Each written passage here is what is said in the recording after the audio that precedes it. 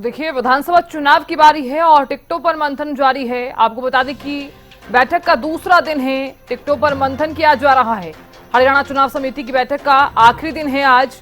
लगातार दूसरे दिन टिकटों पर बीजेपी का मंथन जारी है और पिछले करीब 4 घंटे से गुरुग्राम कार्यालय में ये मीटिंग चल रही है। 17 जिलों के लिए टिकटों पर मंथन कर रही है कमेटी। झज्जर, सोनीपत, पानीपत समेत कई जिलों पर मंथन किया जा रहा है और पूरा भी हो रहा है।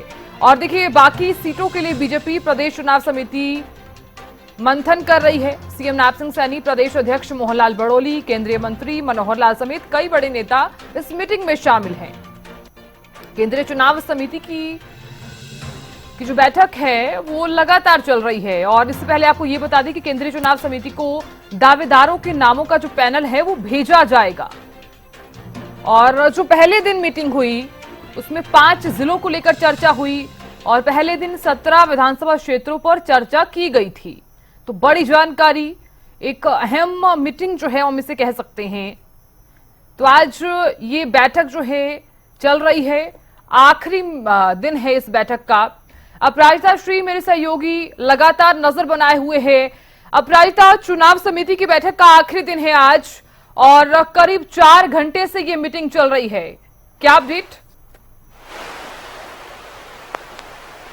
जी बिल्कुल साधना, मेगा जो कह सकते हैं बैठक भारतीय जनता पार्टी की हरियाणा कार्यालय में, गुरुग्राम कार्यालय में चल रही है। कल भी हमने देखा था 3 घंटे लगातार बैठक चली थी उनकी और आज भी करीब 4 साढ़े 4 घंटे से लंबी अहम बैठक इनकी चल रही है। वहीं सूत्रों की माने तो लंच ब्रेक से पहले करीब 42 के आसपास सीटों को लेकर के चर्चाएं हुई है। बची हुई जो करीब राय चल रही है, काफी लंबी डिटेल डिस्कशन चल रहे हैं। हर एक सीट को लेकर के पैनल तैयार किया जा रहा है। यानी अगर बात करते हैं एक सीट की तो करीब एक सीट पे कहीं पर 2 से 3 का पैनल तैयार किया जा रहा है। वहीं किसी सीटों पे 5 से ज्यादा नाम भी चर्चाएं चल रही है। डिटेल डिस्कशन की अगर हम बात करते हैं तो हर एक कैंडिडेट को लेकर के डिटेल में सर्वे किया गया है, रिपोर्ट कार्ड तैयार किए गए हैं। जिला अध्यक्षों के द्वारा नाम पेश किया जा रहा है और उन्हीं का नाम पेश किया जा रहा है जो जिला उम्मीदवार है, यानी जिनका जो रिपोर्ट कार्ड है वो सही है, बेदागी है, लोकप्रियता उनकी अच्छी है, अपने जगह पर लोकप्रियता अच्छी, उन्होंने कामकाज किए हैं, उन्हीं का नाम सामने यहाँ पे प्रदेश स्तर पर रखा गया है। प्रदेश स्तर पर जब डिस्कशन कंप्लीट हो जाएंगे, जिसके बाद जब 25 तारीख को शाम 7 बजे भारतीय जनता पार्टी के हेडक्वार्टर में जब बैठक होगी तो हाईकमान के सामने तमाम पैनल उनके सामने पेश किए जाएंगे। यानी 90 पैनल टेबल पर पेश किया जाएगा, जिसके बाद जो आखिरी डिसीजन होगा वो हाईकमान लेगी। तो अभी ये जो बैठक है वो चल रही है। कल भी बैठक हुई थी, आज भी बैठक चल रही थी। इस बीच हमारे साथ मौजूद है हमारे संवाददाता मनोज भी मौजूद है। यहाँ पर बैठक चल रही है, यहाँ पे क्या कुछ डिटेल अगर हम बात करते हैं, जिस तरह से आपने कल भी इसको कवर किया, आज भी कवर कर रहे हैं, किस तरीके से तमाम बैठक को आप देखते हैं? देखिए, अपराजिता 5 घंटे से ज्यादा समय हो गया इस बैठक को चलते हुए। 5 घंटे से ज्यादा समय हो गया बैठक को चलते हुए, तो कहीं ना कहीं ये दर्शाता है कि भाजपा कोई भी जोखिम नहीं लेना चाहती। जितने भी उम्मीदवार हैं सभी उनके नाम मोहर लगाई जा रही है। वैसे में जैसे मंच के पहले जैसे आपने बताया कि करीब 10 दिनों की चर्चा जो है वो उम्मीदवारों की टिकट फाइनल हो चुकी है। बाकी जो अभी 7 जिले हैं उनकी जितनी तमाम विधानसभाएं उनकी सीटों पर जो है वो चर्चा की जाएगी और उम्मीद करते हैं कि जल्दी वो चर्चा की जाएगी और उम्मीद करते हैं कि जल्दी आज जो है जितने भी उम्मीदवार की संख्या में किसी पे ज्यादा है, जो रिपोर्ट कार्ड है उसके बिहाफ से उनको फाइनलाइज करके आज जो है वो केंद्रीय चुनाव समिति के सामने आपने रिपोर्ट कार्ड का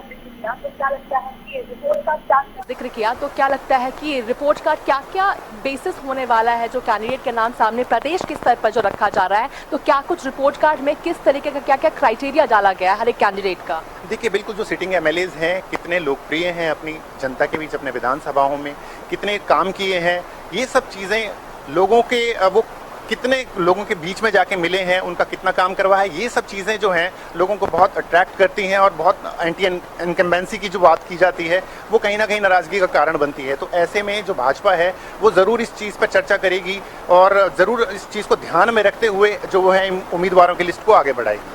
एंटी इनकम्बेंसी की अगर हम देखिए साधना बात करते हैं तो कई सवाल भी उठते हैं भारतीय जनता पार्टी के सामने कि किस तरीके से एंटी इनकम्बेंसी को बीट करेगी भारतीय जनता पार्टी। वहीं सवाल उठता है क्या नए चेहरे को इसके लिए लेकर आएगी? अगर नए चेहरे को सामने लेकर आती है तो क्या मौजूदा विधायक का जो समर्थन है वो खो देंगे? अगर वो खो देते हैं तो क्या एक बहुत बड़ा चैलेंज भारतीय जनता पार्टी के सामने आएगा? इस बीच हमारे सहयोगी हितेन भी मौजूद है। हितेन, एंटी इनकम्बेंसी को किस तरीके से आप देखते हैं बीजेपी के लिए? बिल्कुल एंटी इनकम्बेंसी का हमने असर देखा लोकसभा चुनाव में। हमने देखा कि किस तरह से 10 सीटों पर पहले भारतीय जनता पार्टी का कब्जा था, लेकिन जैसे ही लोकसभा चुनाव के परिणाम सामने आए तो 5 सीटों पर भारतीय जनता पार्टी रह गई है। और उसके बाद इसका असर इस रूप में देखने को मिला है कि जब मुख्यमंत्री नायब सैनी ने अलग अलग वर्गों से मुलाकात की, अलग अलग वर्गों से मिलने के लिए पहुंचे या फिर अपने सीएम आवास पर उनके प्रतिनिधिमंडल को बुलाया, चाहे किसान की बात हो, सरपंच की बात हो, युवाओं के लिए किस तरह से बेरोजगारी भत्ता भी बढ़ाने का काम किया है, किसानों के लिए सभी फसलों पे एमएसपी और आबियाना को ख़त्म करने का काम किया है। इस तरह के फैसले सरकार ने लगातार लिए हैं। उज्ज्वला योजना के लिए जो महिलाएं हैं उनके लिए 500 रुपये में सिलेंडर की घोषणा पिछले दिनों सीएम नायब सैनी करते हुए नजर आए। और जब चुनाव आचार संहिता लागू हो गई उसके बाद भी अब ये कहते हुए नजर आ रहे हैं मुख्यमंत्री नायब सैनी कि जितनी रफ्तार से इन 1-2 महीनों में काम किया है हमारी सरकार ने, उसके बाद जब भी चुनाव जीतते हैं तो उसके बाद और भी तेज़ रफ्तार से काम किया जाएगा। यानी कि लोगों को लुभाने के लिए हर वर्ग के साथ संपर्क साधने का प्रयास सीएम नायब सैनी ने किया है।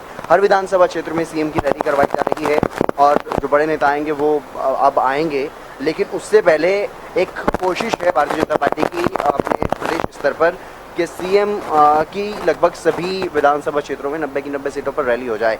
वो यही प्रयास है कि एंटी इनकम्बेंसी को कम किया जा सके और एक नया कुछ दिखाया जाए जनता को कि कुछ नया बदलाव हो रहा है प्रदेश में और नई तरीके से काम हो रहा है, तेजी से काम हो रहा है। नया सीएम बदला गया। सबसे बड़ी बात तो ये सीएम को बदला गया लोकसभा चुनाव के बीच, ताकि एंटी इनकम्बेंसी का कम असर जो है वो देखने को मिले, लेकिन उसके बावजूद भी एंटी इनकम्बेंसी रही। अब बीजेपी की तरफ से नई टीम बनाई गई है, सीएम नायब सैनी बनाए गए, ओबीसी चेहरे पर दांव लगाया गया, ओबीसी के लिए फ्री मिलेगा जैसे फैसले लिए गए, आरक्षण जैसे फैसले लिए गए। और मोहनलाल बड़ोली जो कि ब्राह्मण समाज से आते हैं उनको प्रदेश अध्यक्ष की कमान सौंपी गई है। तो हर तरह से ये कोशिश अभी तक की गई बीजेपी सरकार की तरफ से कि जितनी भी एंटी इनकम्बेंसी का जो भी असर रहा होगा 9.5 साल में उसको ताकि नज़रअंदाज किया जा सके और एक नया बदलाव जो जनता को दिखाया जा सके। अब बात आती है चुनाव की, क्योंकि चुनाव का ऐलान हुआ सभी सीटों पर मंथन 2 दिनों में आधे से ज़्यादा सीटों पर मंथन हो चुका है। लगभग 40 से 50 सीटों पर मंथन जो है वो कंप्लीट हो चुका है। बची हुई सीटों पर अब चल रहा है, शाम तक मंथन चलेगा। इसमें ऐसे 3 से 5 कैंडिडेट जो दावेदार हैं, एक सीट पर 3 से 5 लोगों का एक पैनल तैयार किया जाएगा ताकि वो जिताऊ उम्मीदवार हो, टिकाऊ हो, बीजेपी के लिए आरक्षण के लिए भी हो। और जिस तरह से जिताऊ उम्मीदवार की बात की जा रही है और एंटी इनकम्बेंसी का जो फैक्टर कम कर सकें, ऐसे उम्मीदवारों को लाने का प्रयास रहेगा। और इसमें अगर भारतीय जनता पार्टी को किसी सीनियर मंत्री की टिकट काटनी पड़ती है तो संकोच नहीं करेगी पार्टी। इस तरह के 25% नए उम्मीदवारों को दी जा रही है। तो 25% अगर नए उम्मीदवारों को